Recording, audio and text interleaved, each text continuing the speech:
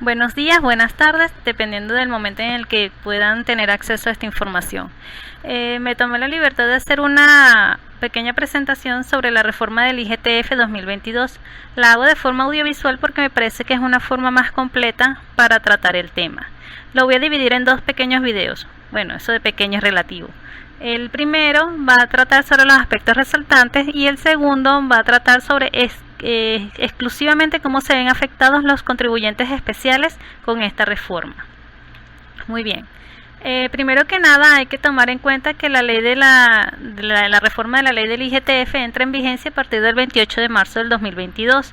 Esto ya porque ya tenemos seguridad de ello, ya que salió en la Gaceta Oficial y posteriormente salió una providencia administrativa para complementar eso y que también ratifica la fecha de entrada en vigencia. ¿A quién va a afectar? Bueno, principalmente esta ley siempre ha afectado a los contribuyentes especiales, pero se suman también el consumidor.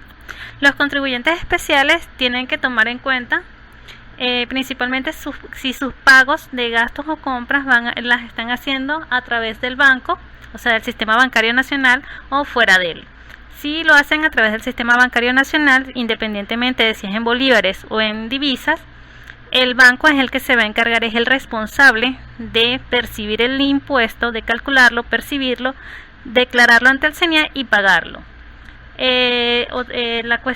Uno de los principales puntos es que la tasa o la alícuota que se va a aplicar cuando es bolívares o petros es del 2%, mientras que para las divisas o las criptomonedas distintas al petro es del 3%.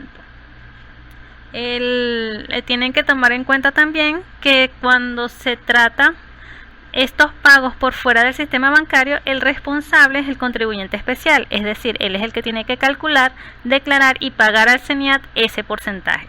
¿Qué quiere decir pagar por fuera del sistema bancario nacional? Puede ser que se trate de divisas en efectivo, puede ser que estemos hablando de dólares, de euros, de pesos, etcétera. También cuando se habla de criptomonedas, en este caso estamos hablando, puede ser de Bitcoin, de Ethereum, de Dash, de DAI o toda la infinita gama de criptomonedas que existen actualmente.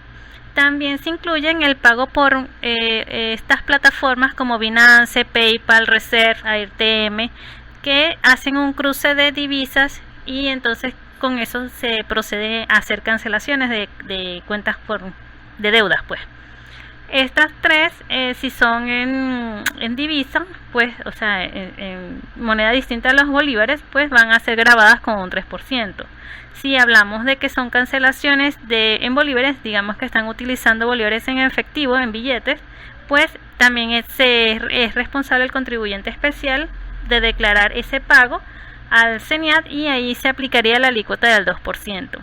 Puede ocurrir también que otra persona pague la deuda u otra empresa pague la deuda del contribuyente especial. En este caso, la ley también aclara que ellos deben de estar responsables por pagar ese IGTF. Se recomienda que se deje de alguna forma un rastro o soporte de que el contribuyente especial le pasó el dinero a esas personas o a esa otra empresa para que cancelen el IGTF. O sea, siempre hay que dejar un soporte de que el IGTF relacionado a la cancelación de esa deuda o de ese pago ya pasó por el IGTF, le fue cancelado esa parte al fisco.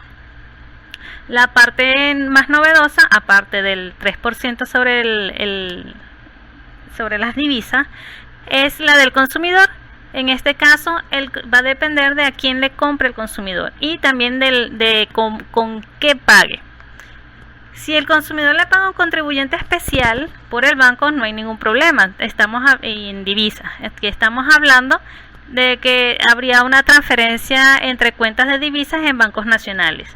En este caso, pues el banco se haría cargo de ese pago, de hacer las mismas transacciones, de hacer el cálculo, hacer la declaración y el pago.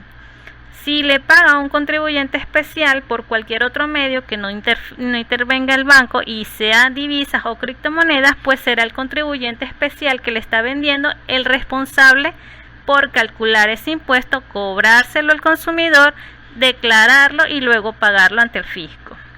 En la última parte de ese cuadro que aparece allí, hablamos de que que el consumidor le paga a una empresa que no es contribuyente especial y lo hace a través del banco.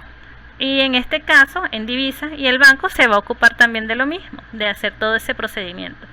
Sin embargo, si le paga en divisas a un contribuyente, a una persona que no es contribuyente especial, le paga en divisas en efectivo, no hay ningún problema, no procede el cálculo del IGTF. ¿Sobre qué se calcula? Dentro de las generalidades de la ley, pues estamos hablando de que la base imponible o sobre el cual se calcula o se aplica la alícuota es todo el monto del pago. Si el pago abarca la base más el IVA, pues el IGTF se va a calcular sobre todo el monto. Sí, es decir, puede haber un impuesto calculado sobre otro impuesto. ¿Qué porcentaje? Pues el 2% para la moneda nacional y la criptomoneda nacional, que es decir, el petro. El 3% para la moneda extranjera y la criptomoneda distintas al petro, lo que veníamos hablando, dólares, euros, pesos, bitcoin, dash, ethereum. ¿Cuál es el monto a partir del cual se va a calcular el impuesto? No hay un monto mínimo, aun cuando se habla, cuando el impuesto se llama impuesto a las grandes transacciones financieras, no hay un monto mínimo. Es decir, esto afecta sea un pago de 10 bolívares, de 10 dólares, de 1000 dólares o de 20.000 bolívares. Va a afectar siempre. ¿Cómo quedaron las transacciones a crédito? Estas quedaron aparentemente suspendidas en el sentido de que cuando se emitía o se emite una factura a crédito de estas que dicen crédito a 7 días, crédito a 15, crédito a 30 días, no sabemos de qué formas nos van a pagar.